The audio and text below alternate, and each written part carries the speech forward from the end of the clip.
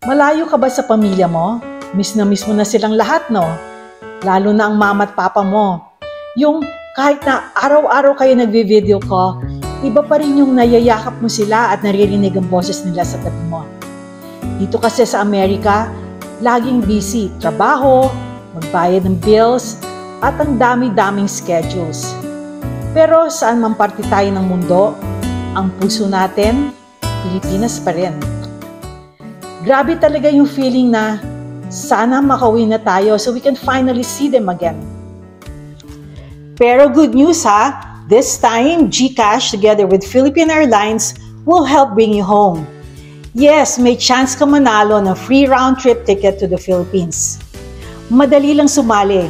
You just need to have a verified GCash account with a US-registered mobile number. You can send, transfer, pay bills, save, or load. And if you use these features until November 30th, you earn an entry for a chance to win free trip tickets to the Philippines. Imagine mo na lang, kasama mo silang lahat. Kumain, mag-visit ng magandang places sa atin, at pwede rin mag-selfie.